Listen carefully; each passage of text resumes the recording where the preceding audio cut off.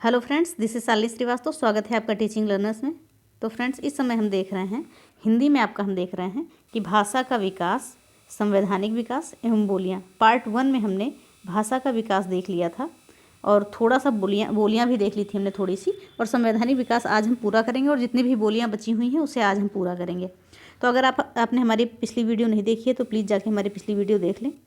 और ये जो क्लास है हमारी, ये KVS के लिए है, जिसमें हम 30 में 30 की तैयारी कर रहे हैं। लगभग व्याकरण हमने पूरा कर लिया है। अब ये आपका थोड़ा सा हिंदी का विकास और भाषा, बोलियाँ, ये सारी चीज़ें हम देखेंगे और इसके बाद हम थोड़ी सी रचनाएं भी देख लेंगे। और अगर आप यूपी टेट या सुपर टेट की तैयारी कर रहे हैं तो आपके लिए ये क्लास बहुत ही इंपॉर्टेंट है। ठीक है, यूपी टेट हो या सुपर टेट हो, जो चीज़ें बची हुई हैं वो सुपर टेट के सिलेबस की बची हुई हैं। KVS के सिलेबस की लगभग चीज़ें हमने कवर करा दी हैं। तो ये चीज़ें ध्यान में रखिएगा कि सारी चीज़ें हमारी कवर हो चुकी हैं। तो चलिए हम क्लास स्टार्ट करते हैं। तो इससे पहले अगर आप हमारे चैनल पर नए हैं तो प्लीज़ चैनल को सब्सक्राइब करें और ज़्यादा से ज़्यादा शेयर करें। तो देखिए, हमने कल क्या पढ़ लिया था। तो ये हिंदी का विकास हमने थोड़ा सा देखा था कि सारी चीज़ें क्या हैं। अगर आपने कल की वीडियो नहीं देखी है तो प्लीज़ जाके देखिए, उसके बाद ही आज की वीडियो देखिए। तो ये सारी चीज़ें हमने देख ली थी। अब हम आगे आज सीधे आएंगे भाषा पे। ओके, तो भाषा क्या है पहले हम देखते हैं कि भाषा जो है संस्कृत की भाष धातु से बना है, जिसका अर्थ क्या होता है, कहना। हो सकता है कभी आपका पूछ ले कि भाषा किस धातु से बना है, तो हम कह सकते हैं भाष धातु से बना है, जिसका अर्थ होता है कहना। तो सिंपल सी हम परिभाषा जानते हैं कि भाषा वह साधन है जिसके द्वारा मनुष्य अपने विचारों का आदान प्रदान करता है। ओके, और भाषा कितने 2 प्रकार की होती हैं। भाषाएं कितनी प्रकार की होती हैं? 2 प्रकार की होती हैं। एक होती है लिखित भाषा, एक होती है मौखिक भाषा। तो इन दोनों भाषाओं को हम जानेंगे। तो लिखित भाषा तो लगभग आप जानते हैं ये सारी चीज़ें। तो मौखिक भाषा को हम क्या जानते हैं कि सार्थक उच्चरित ध्वनियों का प्रयोग होता है मौखिक भाषा में, और अलग अलग समूह में अपने लिए अलग अलग अर्थ निर्धारित कर लिए जाते हैं। और लिखित भाषा की बात करें तो मौखिक ध्वनियों के लिए जो चिन्ह तय किए जाते हैं वो लिपि होती हैं, जिसे लिखित भाषा के लिए हमें लिपि की आवश्यकता पड़ती है। ठीक है, बिना लिपि के हम कोई भी लिखित चीज़ें लिखेंगे तो हमें ये नहीं पता चल पाएगी सीक्वेंस का कि दाएँ से बाएँ लिखना है या बाएँ से दाएँ लिखना है। ये सारी चीज़ें होती हैं। ओके, तो ये सारी चीज़ें हो गई। अब हम सीधे आते हैं, ये सब इतना इंपॉर्टेंट नहीं है। अब सीधे हम आते हैं भाषा परिवार पर। ये आपकी इंपॉर्टेंट है। तो भाषा परिवार क्या है, तो उन चीज़ों को भी हम जानते हैं। तो बात करेंगे भाषा परिवार की। ओके, तो भाषा परिवार क्या होता है, सीधे से हम परिभाषा जानते हैं कि कुछ भाषाओं में समानता देखने के लिए मिलती है। कुछ भाषाएं होती हैं जिनमें क्या होती है, समानता देखने के लिए मिलती है। उन सभी को एक भाषा परिवार में रखते हैं। ठीक है, जैसे भारत और यूरोप जो है, इसको हम किस में रखते हैं, भारोपीय भाषा परिवार में। ओके, भारोपीय भाषा परिवार में। अब हम देखते हैं कि भारत में जो है भाषा परिवार कितनी है। भारत में 6 भाषा परिवार हैं। याद रखिएगा, संख्या भी पूछी जा सकती है कि भारत में कितने भाषा परिवार हैं। तो 6 भाषा परिवार हैं। कौन कौन से? सबसे पहले हम नाम जान लेते हैं। इंडो आर्यन भाषा परिवार, जिसे पहले हम नाम जानते हैं। इंडो आर्यन भाषा परिवार, द्रविड़ भाषा परिवार, ठीक है। और तीसरा क्या है, ऑस्ट्रो एशियाटिक भाषा परिवार। चौथा है सिनो तिब्बत भाषा परिवार। और 5वां है आपका ताई कड़ाई। हम यहाँ पे लिख देते हैं, 1 मिनट, ताई कड़ाई किसी और कलर से। ओके, 5वां हम लिख देते हैं। 5वां आपका है ताई कड़ाई, ताई कड़ाई भाषा परिवार। और छठा है आपका ग्रेट अंडमानिया, GREAT, ग्रेट अंडमानिया। ठीक है, तो इन सभी पे हम आते हैं। अब देखते हैं, थोड़ा सा इसके बारे में जान लेते हैं, फिर हम डिटेल पे आते हैं। तो जो आपकी इंडो आर्यन भाषा परिवार है, ये भारत में 78.05% लोग बोलते हैं। ठीक है, और जनगणना या 2011 के अनुसार ये चीज़ें बताई गई हैं कि लगभग 78% हम अप्रॉक्स मानेंगे कि ये लोग जो है इंडो आर्यन भाषा परिवार से हैं और भारोपीय भाषा परिवार की एक भाषा है, और इसे बोलते हैं लगभग 78% लोग। फिर बात करते हैं द्रविड़ भाषा की। तो द्रविड़ भाषा जो है दक्षिण भारत में बोली जाती है। इसे लगभग 19.64% लोग बोलते हैं। लगभग हम अप्रॉक्स करके 20% लोग बता सकते हैं कि 20% लोग बोलते हैं। फिर एक होती है ऑस्ट्रो एशियाटिक भाषा परिवार। फिर आगे आती है सिनो तिब्बत भाषा परिवार। ये पूछी जा चुकी है आपकी एग्जामों में, तो इसको याद रखिएगा। और ये क्या है, इसको बात करेंगे, इसमें हम आगे देखेंगे कि ये जो है उत्तर पूर्वी राज्य में बोली जाती है भारत में। कौन सी भाषा? सिनो तिब्बत यानी चीनी तिब्बत। फिर आगे देखते हैं ताई कड़ाई भाषा परिवार। ये मध्य भारत में आदिवासियों के समूह के द्वारा बोली जाती है। और अगला है ग्रेट अंडमानिया भाषा परिवार। ये सबसे अलग भाषा है आपकी। ठीक है, अब हम इसको डिटेल में जानते हैं। चलिए, तो पहले हमने देखी इंडो आर्यन भाषा परिवार। यहाँ से अच्छे से देखिएगा, इंडो आर्यन भाषा परिवार की भाषाएं कौन कौन सी भाषाएं हैं इंडो आर्यन की। पहली भाषा क्या है आपकी? संस्कृत। ओके, कौन कौन सी भाषा है आपकी? संस्कृत, हिंदी, उर्दू, बंगला, कश्मीरी, सिंधी, पंजाबी, नेपाली, असमिया, गुजराती, मराठी, कोंकणी आदि। इंडो आर्यन भाषा परिवार में कौन कौन सी भाषाएं आ जाएंगी? संस्कृत, हिंदी, उर्दू, बांग्ला, कश्मीरी, सिंधी, पंजाबी, नेपाली, असमिया, गुजराती, मराठी, कोंकणी आदि। अगर पेपर थोड़ा सा डीप पूछेगा तो यहाँ से क्वेश्चन आपके बन सकते हैं। और दूसरा हमारा क्या आता है? दूसरा आता है हमारा द्रविड़ भाषा परिवार। ये ज़्यादा इंपॉर्टेंट है आपका, द्रविड़ भाषा परिवार। ओके, और हमने ये बताई थी इंडो आर्यन भाषा परिवार जो है, तो अभी हमने शुरू में आपको बताया था कि भारोपीय सारी चीज़ें बताई थी, और ये बोली जाती है, लगभग 78% लोग बोलते हैं। तो इन सब चीज़ों को हमने बता दिया है। फिर आगे हम देखते हैं द्रविड़ भाषा परिवार की जो भाषाएं हैं, इनकी लिपि क्या होती है? ब्राह्मी लिपि होती है। ओके, और दक्षिण भारत में ये केंद्रित होती हैं, दक्षिण भारत में ये भाषाएं बोली जाती हैं। तो आगे हम देखेंगे कौन कौन सी भाषाएं हैं दक्षिण भारत में बोली जाने वाली या द्रविड़ भाषा परिवार की भाषाएँ। तो तमिल, तेलुगु, कन्नड़, मलयालम, तुलु भाषा और ब्राह्वी भाषा, ब्राह्वी, गोंडी और कुडुख भाषा एक होती है। याद रखिएगा, ये इंपॉर्टेंट है, भाषा पूछी जा सकती है कि कुडुख भाषा कहाँ बोली जाती है? तो दक्षिण भारत में बोली जाती है, और उराव भाषा भी कह सकते हैं। तो फिर से एक बार नाम जानते हैं, तमिल, तेलुगु, कन्नड़, मलयालम, तुलु और ब्राह्वी और गोंडी, कुडुख और उराव भाषा। ठीक है, अगर आपको PDF चाहिए होगी तो आप कमेंट बॉक्स में लिख दीजिएगा, हम टेलीग्राम पे डाल देंगे। फिर तीसरी हमारी भाषा क्या आती है? सिनो चीनी तिब्बत भाषा। देखिए थोड़ा सा ये टफ तो लगेगा, लेकिन पूछा जाता है एग्जाम में। सिनो चीनी तिब्बती भाषा परिवार की भाषाएं कौन कौन सी इसमें आती हैं भाषाएं, इनको भी हम जान लेते हैं। तो बोडो आती है, दिवासा आती है, तीवा, कचारी भाषा और कोक बरोक जो त्रिपुरा में बोली जाती है। ये क्वेश्चन आपका पूछा जाता है कि कोक बरोक कहाँ की भाषा है? त्रिपुरा की भाषा है। गारो जो है मेघालय की है, और यहाँ पर 3 जनजातियाँ पाई जाती हैं, गारो, खासी, जयंतिया। और कोच, रूगा, राभा ये भारत के उत्तरी पूर्व में बोली जाती है, और मोरान। देखते हैं फिर से कौन कौन सी भाषा? बोडो, दिवासा, तीवा, कचारी भाषा, कोक बरोक, और ये कोक बरोक त्रिपुरा में बोली जाती है। गारो मेघालय में बोली जाती है। कोच, रुगा, राभा भारत के उत्तरी पूर्व में बोली जाती है ये राभा भाषा, और मोरान। ओके, अब चौथी हमारी क्या आती है? चौथी आती है भाषा हमारी ऑस्ट्रो एशियाटिक भाषा परिवार। इन सभी चीज़ों को चाहे नोट करिएगा या आप बताइएगा तो हम PDF डाल देंगे। तो ऑस्ट्रो एशियाटिक भाषा परिवार में कौन कौन सी भाषाएं आती हैं? संथाली आती है। संथाली ये संथाल जनजाति के द्वारा बोली जाती है, संथाली भाषा संथाल जनजाति के द्वारा। एक हो भाषा होती है, ठीक है, ये हो भाषा। एक मुंडारी भाषा होती है। खड़िया, सवरा, खासी ये भी मेघालय में बोली जाती है। खासी और गारो दोनों हमने बताया।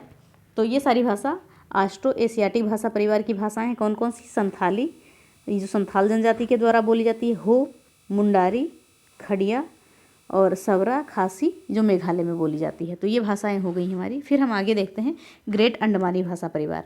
ओके, ग्रेट अंडमानी भाषा परिवार। ताई कड़ाई भाषा परिवार में इतना कुछ नहीं था, तो इसलिए हमने नहीं बताया है।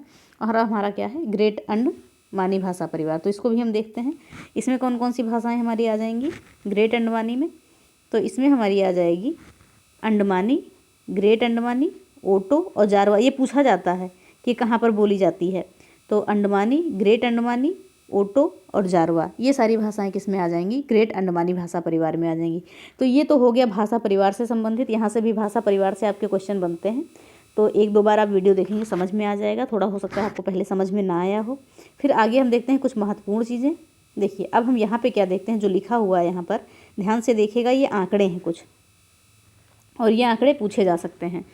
विश्व में सबसे अधिक बोली जाने वाली भाषाएं, ठीक है, विश्व में सबसे, ये पूछा जाता है क्वेश्चन, विश्व में सबसे अधिक बोली जाने वाली भाषाएं कौन सी हैं? तो विश्व में जो सबसे अधिक बोली जाती है भाषा वो है मंडारिन चीन। ये बहुत बार पूछी जा चुकी है, इंपॉर्टेंट है। सबसे ज़्यादा बोली जाने वाली भाषा कौन सी है? मंडारिन चाइनीज़ भाषा। ये बोली जाती है लगभग 12%, ठीक है। विश्व की जनसंख्या की कितने 12% लगभग बोलती है मंडारिन चाइनीज। तो सबसे ज़्यादा, ये परसेंट नहीं पूछा जाता है आपका, तो परसेंट मत याद रखिएगा। तो मंडारिन चाइनीज सबसे ज़्यादा बोली जाती है, उसके बाद स्पेनिश बोली जाती है, उसके बाद अंग्रेजी, फिर चौथे नंबर पे हिंदी आती है, फिर 5वें नंबर पे बंगाली भाषा बोली जाती है सबसे ज़्यादा। ओके, और ये किसने जारी की है ये रिपोर्ट? ये रिपोर्ट जारी की है अमेरिका की संस्था ISL इंटरनेशनल ने रिपोर्ट जारी की है 2019 में। ठीक है, तो ये इतना भी नहीं पूछा जाता है, लेकिन आप ये याद रखिएगा, ये इंपॉर्टेंट है आपका, कि विश्व में सबसे ज़्यादा बोली जाने वाली भाषा कौन सी है? मंडारिन चाइनीज, कई बार पूछा जा चुका है। और हिंदी हमारी आती है चौथे नंबर पे। तो इतना आप याद रखिएगा। एक बार और देख लीजिए, सबसे ज़्यादा बोली जाने वाली मंडारिन चाइनीज, फिर स्पेनिश, फिर अंग्रेजी, फिर हिंदी, फिर बंगाली। ठीक है, अब देखते हैं हम एक चीज़ और देख लेते हैं कि भारत में सबसे अधिक बोली जाने वाली भाषाएं। अभी तो हमने ये विश्व में देखी है, ठीक है, ये हमने विश्व में देखी है। अब हम देखते हैं कि भारत में सबसे अधिक बोली जाने वाली कौन कौन सी भाषाएं हैं। तो सबसे ज़्यादा जो बोली जाती है हिंदी बोली जाती है, लगभग 44%, 43.63%। तो परसेंट आपको नहीं याद रखना है, बस सबसे ज़्यादा और सबसे कम याद रखना है। तो सबसे ज़्यादा बोली जाती है हिंदी, उसके बाद बंगाली, उसके बाद मराठी, उसके बाद क्या तेलुगु, और उसके बाद तमिल बोली जाती है। और तेलुगु हमने बात की थी कि द्रविड़ भाषा परिवार की भाषा है। ठीक है, तो हमने क्या देखा कि भारत में सबसे ज़्यादा हिंदी बोली जाती है, उसके बाद बंगाली, उसके बाद मराठी, उसके बाद तेलुगु, और उसके बाद तमिल भाषा बोले। तो ये सीक्वेंस आ सकता है, तो इसको इम्पॉर्टेंट है, ये याद रखिएगा। ठीक है, ये सारी चीज़ें। फिर अब हम देखते हैं कि हिंदी भाषा का विकास कैसे हुआ। पीछे हमने थोड़ा सा जाना था, लेकिन हम एक बार थोड़ा सा और जानते हैं। ओके, तो हमने क्या देखा, जैसे कि हमने देखा था कि वैदिक संस्कृत को हम क्या बोलते हैं? आदि जननी। आदि जननी हमारी क्या है? संस्कृत है। ठीक है, आदि जननी हम संस्कृत को बोलते हैं। तो सारी चीज़ें हम पीछे पढ़कर आ गए हैं। वैदिक संस्कृत के बाद क्या हुआ है? आधुनिक हिंदी आई है। फिर देखिए भाषा का क्रम, देखिए यहाँ पर एक चीज़ देख लीजिए, भाषा का क्रम। सबसे पहले संस्कृत भाषा, जो हमने पिछले वीडियो में जान लिया था। भाषा के क्रम में हम जानेंगे, तो सबसे पहले क्या आई है? संस्कृत भाषा, फिर उसके बाद पाली भाषा, फिर प्राकृत, फिर अपभ्रंश, फिर अवहट, फिर हिंदी। तो ये क्रम याद रखिएगा। ओके, ये क्रम याद रखिएगा। और पाली जो है ये प्रथम देशज भाषा हमने बोली थी और प्रथम राजभाषा बोली थी। तो पिछले वीडियो में सारी चीज़ें हमने डिटेल में बताई है, तो उनको देख लीजिएगा। और पाली भाषा की बात करें तो महात्मा बुद्ध की भाषा थी, इन्होंने पाली भाषा में उपदेश दिए थे। प्राकृत भाषा किसकी थी? महावीर स्वामी की थी। तो जितने भी जैन ग्रंथ थे वो सारे प्राकृत भाषा में लिखे गए थे। ठीक है, और शुरुआत में अपभ्रंश जो है नाथ साहित्य में मिलता था, यानी कि नाथ साहित्य जो है अपभ्रंश में लिखा हुआ था। तो ये चीज़ें हैं। फिर हम देखते हैं हिंदी भाषा के क्रम को 3 भागों में बांटा गया था। कौन कौन से भागों में? तो ये सारी जो पॉइंट टू पॉइंट है, आपको सीक्वेंस में लिखने की ज़रूरत नहीं है, पॉइंट टू पॉइंट आप नोट कर लीजिएगा। तो हमने क्या बात की है यहाँ पर कि जो हिंदी भाषा के विकास क्रम को 3 भागों में बांटा गया है। कौन कौन सा है? देखें, भारोपीय भाषा परिवार की उपशाखा इंडो आर्यन भाषा परिवार, आर्य भाषा जो संस्कृत से विकसित हुई है। ठीक है, तो हमने क्या देखा यहाँ पर? एक मिनट, तो ये लाइन आप छोड़ दीजिए, ये लाइन हम पीछे पढ़ चुके हैं, वैसे बाकी डिटेल हमने देख लिया है। तो ये लाइन आप छोड़ दीजिए, इसको आपको पढ़ने की ज़रूरत नहीं है, ये लाइन काट दीजिए। ठीक है, ये लाइन आपको नहीं पढ़नी है। ओके, ये भी अगर पढ़नी होगी तो बता दीजिएगा, हम चलिए ओरली आपको बता देते हैं, आपको पढ़नी नहीं है। हमने बात की कि हिंदी भाषा के विकास क्रम को हम 3 भागों में बांटते हैं। ठीक है, कौन कौन सी? प्राचीन आर्य भाषा, मध्यकालीन आर्य भाषा और आधुनिक आर्य भाषा। तो आपका इतना डिटेल में नहीं पूछा जाएगा। बाकी जिसके अंतर्गत जो जी वैदिक संस्कृत, लौकिक संस्कृत, ये सारी पूछी गई हैं चीज़ें, तो इनको हमें नहीं पढ़ना है, तो यहाँ से हम इसको काट देते हैं। ठीक है, और 3 भागों में हमने बता दिया है कि हिंदी के विकास क्रम को 3 भागों में बांटा गया है। कौन कौन से क्रम में? प्राचीन आर्य भाषा में, भारतीय प्राचीन आर्य भाषा, मध्यकालीन आर्य भाषा और आधुनिक आर्य भाषा। तो यहाँ से क्वेश्चन हमारे नहीं बनेंगे, ये याद रखिएगा, क्योंकि हम पीछे से पढ़ चुके हैं ये सारी चीज़ें। फिर अब हम सीधे आते हैं भाषा पे, सीधे हम आते हैं भाषा के विकास पे। ओके, तो हम सीधे आ जाते हैं यहाँ पर भाषा के विकास पे। तो देखते हैं संवैधानिक विकास भाषा का क्या है। ध्यान से एक एक चीज़ें यहाँ पर देखिएगा, बहुत ज़्यादा इंपॉर्टेंट लाइनें सारी बनेंगी आपके लिए। हिंदी भाषा का संवैधानिक विकास, तो यहाँ पर हम लिख सकते हैं संवैधानिक विकास, हिंदी भाषा का संवैधानिक विकास। चलिए आगे हम जानते हैं।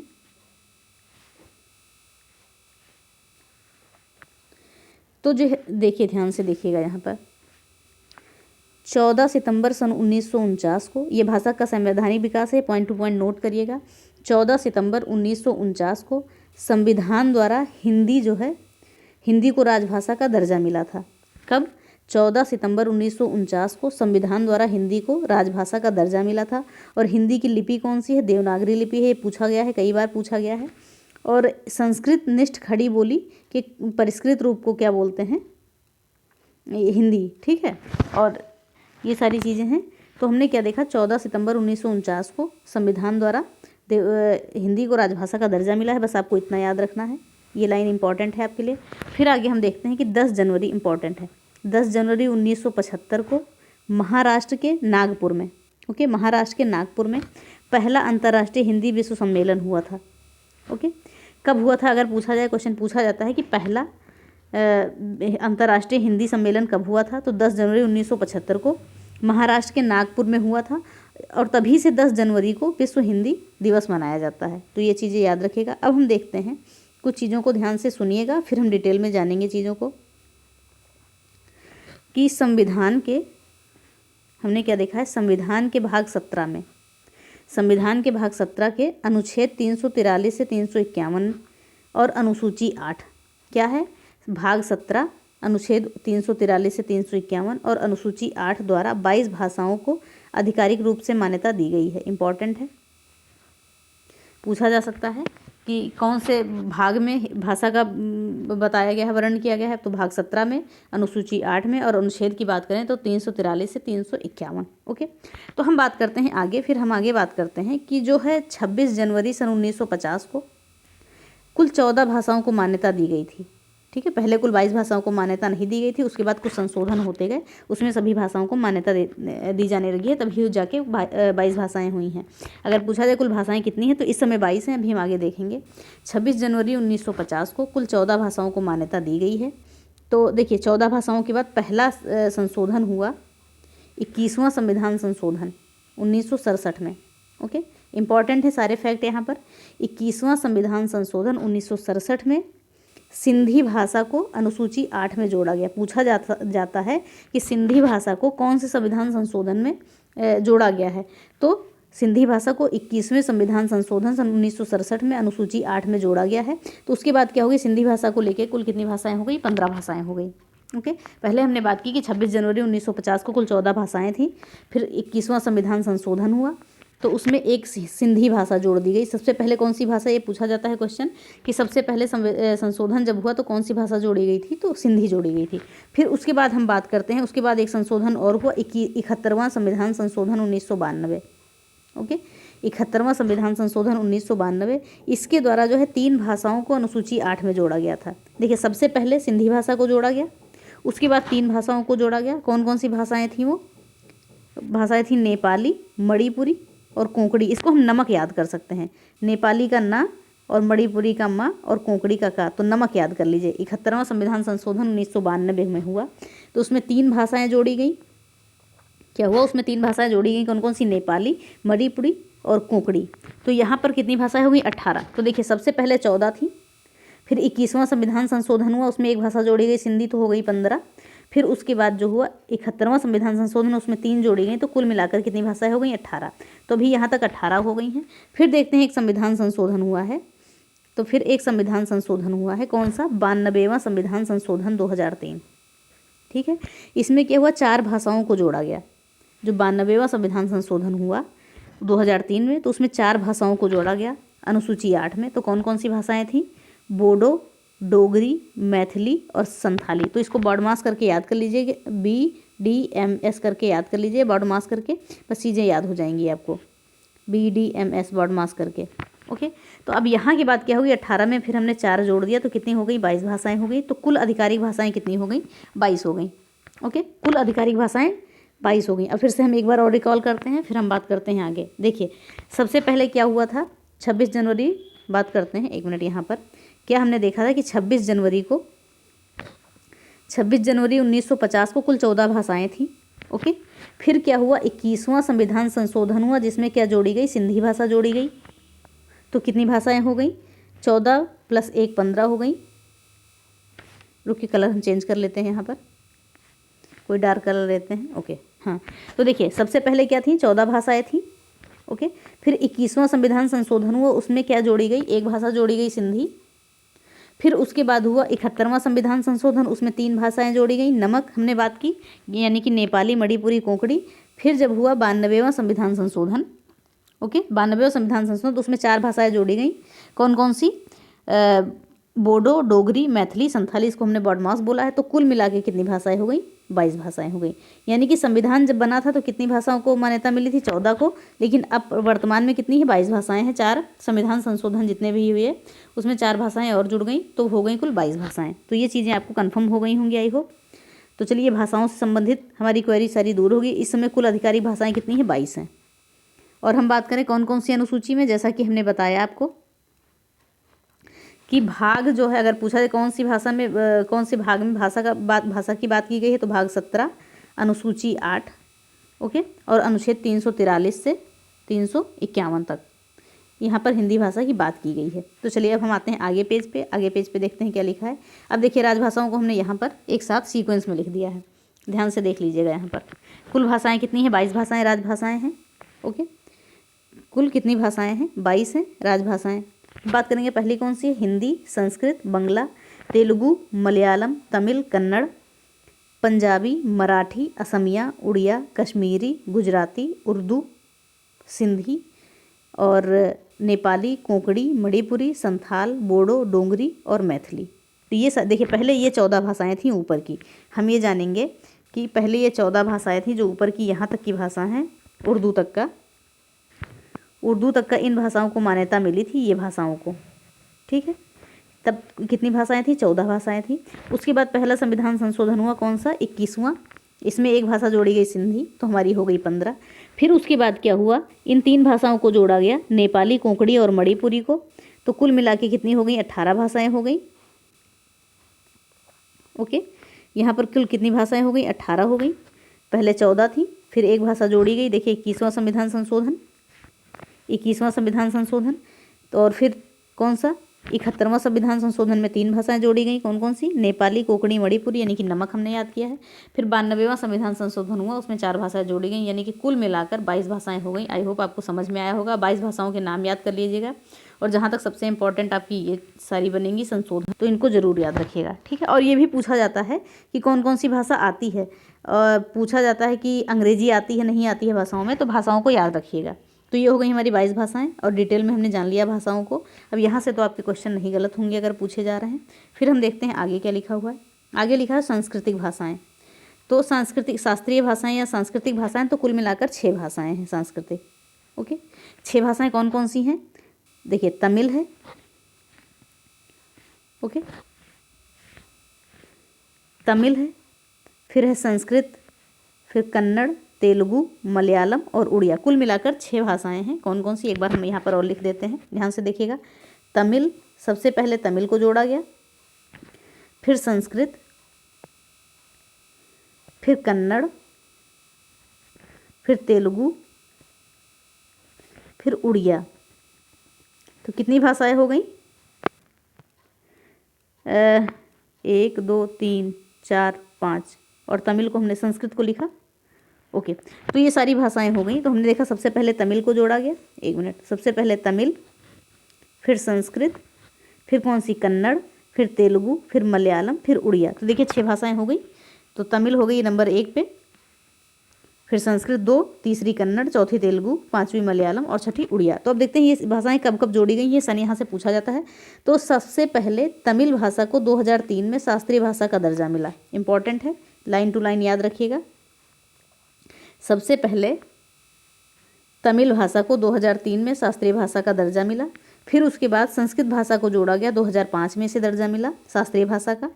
फिर 2008 में तीसरी कन्नड़ और तेलुगु को मिला। 2008 में ही दोनों को मिला है, कन्नड़ और तेलुगु को, इसलिए एक ही लाइन में लिख दिया गया है।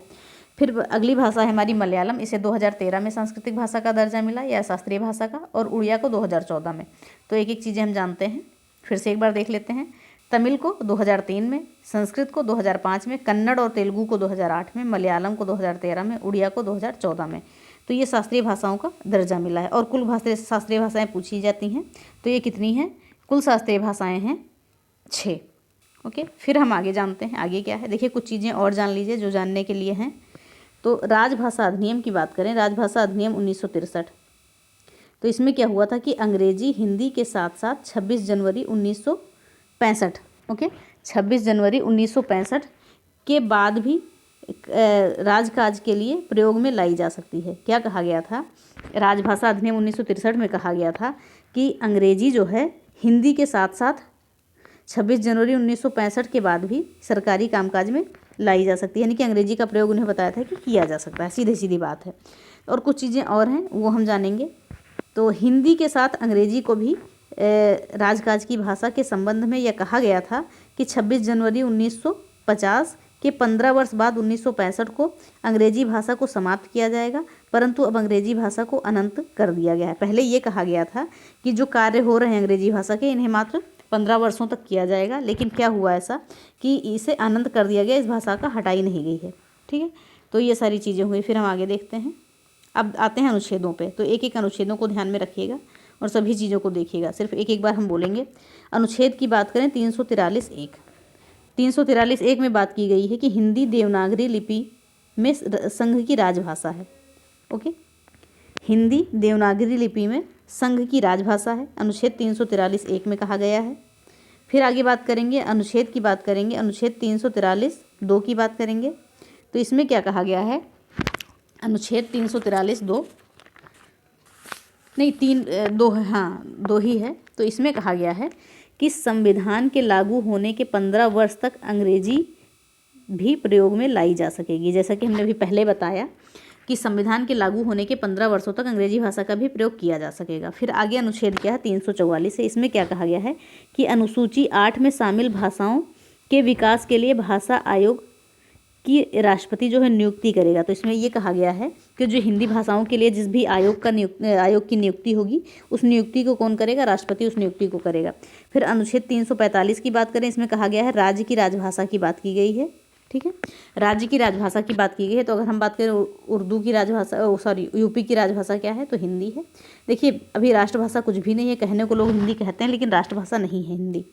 ओके, फिर आगे हम बात करें, यहाँ पर हमने लिख भी दिया है कि यूपी में 2 राजभाषा हैं, पहली राजभाषा हिंदी है और दूसरी उर्दू है। ये पूछा जाता है कि उत्तर प्रदेश में उर्दू को कब मान्यता मिली दूसरी राजभाषा में, तो 1989 को मान्यता मिली। और उत्तराखंड में पहली हिंदी है और दूसरी संस्कृत है। फिर बात करते हैं अगले अनुच्छेद पे। अनुच्छेद है हमारा 346। इसमें बात की गई है कि राज्य और संघ के मध्य अथवा राज्यों के मध्य वार्तालाप की भाषा। ठीक है, जो भी चीज़ें हैं कि राज्य और संघ के मध्य अथवा राज्यों के मध्य वार्तालाप की भाषा क्या होनी चाहिए, सारी चीज़ें क्या है 346 में बात की गई है। फिर आगे बात करते हैं अनुच्छेद 347 की। तो इसमें यह कहा गया है कि राष्ट्रपति द्वारा राज्य की किसी भाषा को मान्यता देना। राष्ट्रपति द्वारा किसी राज्य की भाषा को मान्यता देना, यह अनुच्छेद 343 में बात की गई है। अभी हम बताएंगे कौन कौन से अनुच्छेद इंपॉर्टेंट, लेकिन सारी चीज़ें आपको देखनी है। फिर आगे हम बात करेंगे अनुच्छेद 348 की। इसमें कहा गया है कि सुप्रीम कोर्ट, हाई कोर्ट और पार्लियामेंट में बिल या एक्ट जो भी हैं, ये सभी अंग्रेजी में पेश किए जाएंगे। ठीक है, अनुच्छेद 348 ये इंपॉर्टेंट बनेगा आपके लिए। इसमें कहा गया है कि सुप्रीम कोर्ट में, हाई कोर्ट में या पार्लियामेंट में जो भी बिल या एक्ट आएंगे वो अंग्रेजी भाषा में होंगे। ठीक है, फिर आगे हम बात करेंगे अनुच्छेद 349 की। तो इसमें क्या कहा गया है कि 26 जनवरी 1965 तक यदि कानून बदलना चाहते हैं राष्ट्रपति, तो राष्ट्रपति की पूर्व अनुमति से पेश करना होगा। इसमें यह कहा गया है कि 26 जनवरी 1965 तक यदि कानून बदलना चाहती है कोई भी सरकार है या जो भी है, तो राष्ट्रपति की पूर्व अनुमति से ही वो पेश होगी, उसे उसकी अनुमति से ही पेश करना पड़ेगा। फिर आगे बात करेंगे अनुच्छेद 350 की। तो इसमें कहा गया है कि प्रत्येक व्यक्ति को अपनी शिकायत को किसी भी भाषा में करने का अधिकार है, यानी कि कोई भी व्यक्ति है तो अपनी शिकायत वो किसी भी भाषा में कर सकता है, उसे ये अधिकार मिला हुआ है। तो अनुच्छेद 350 में बात की गई है। फिर हम बात करेंगे अनुच्छेद 350(1). तो इसमें बात की गई है 350(a) है कि प्राथमिक शिक्षा मातृभाषा में दी जाए, यानी कि राज्य के नीति निर्देशक तत्व के तौर पर कहा गया है कि प्राथमिक शिक्षा मातृभाषा में दी जाए। अनुच्छेद आपका ये इंपॉर्टेंट है। और अनुच्छेद 350(b) की बात करते हैं। तो इसमें यह कहा गया है कि भाषाई अल्पसंख्यकों के लिए विशेष अधिकार की नियुक्ति होनी चाहिए। फिर अनुच्छेद 351 की बात करें, बहुत इंपॉर्टेंट है ये, कि हिंदी का प्रचार प्रसार संघ का कर्तव्य है। हिंदी भाषा का प्रचार प्रसार जो भी है संघ का कर्तव्य है। तो राज्य के नीति निर्देशक तत्वों के तौर पर ये चीज़ें कही गई हैं।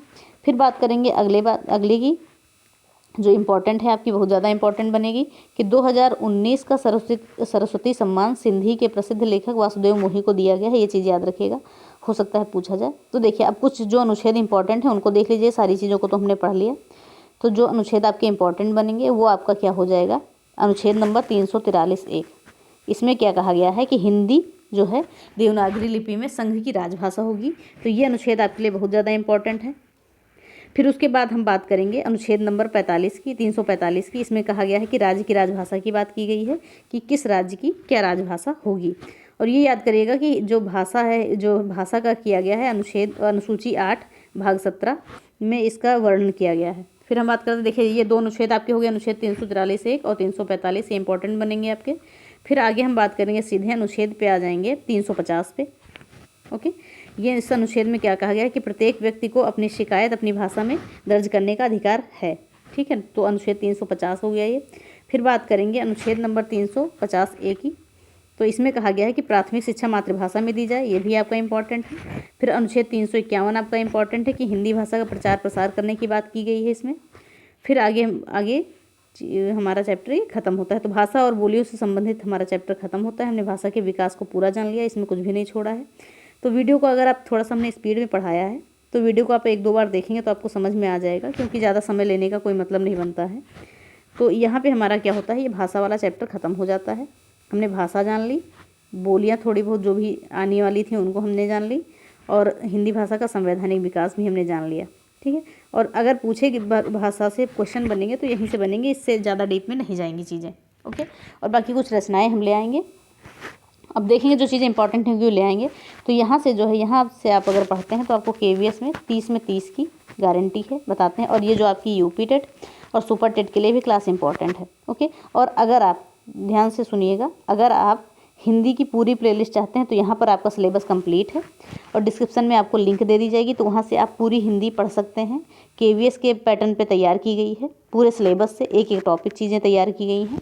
तो यहाँ से आप हिंदी पढ़ सकते हैं और 30 में 30 नंबर पा सकते हैं। ओके, तो सबसे पहले हिंदी आप पढ़ सकते हैं यहाँ से। फिर हम बात करें, एक प्लेलिस्ट है हमारी आपकी जो यूनिट नंबर 5 है आपकी पेडागोजी की, जिसमें NEP 2020 और हमने RTE एक्ट 2009 पूरी डिटेल में पढ़ाया है। एक भी चीज़ें आपको अलग से नहीं पढ़नी पड़ेंगी, तो इस प्लेलिस्ट की भी लिंक आपको मिल जाएगी। फिर आगे हम बात करें तो अगर आप UPSSC का कोई भी एग्ज़ाम दे रहे हैं और जहाँ से पत्र लेखन के क्वेश्चन पूछे जाते हैं, तो वहाँ आप ये संक्षेपण पत्र लेखन जो है, पत्र लेखन के लगभग देखिए 12 वीडियो हमने डाल दिए हैं और पूरे डिटेल में। तो पत्र लेखन से कहीं से भी क्वेश्चन पूछा जाएगा तो आपका नहीं गलत होगा। तो ये प्लेलिस्ट की लिंक भी हम आपके डाल देंगे डिस्क्रिप्शन में, तो ये चीज़ें याद रखिएगा। तो चलिए, इसी के साथ ये क्लास ख़त्म होती है। तो कमेंट बॉक्स में ज़रूर बताइएगा क्लास कैसी लगी, और क्लास को ज़्यादा से ज़्यादा शेयर करिए, लाइक करिए और कमेंट करिए। तो चलिए, इसी के साथ क्लास को ख़त्म करते हैं। धन्यवाद, जय हिंद।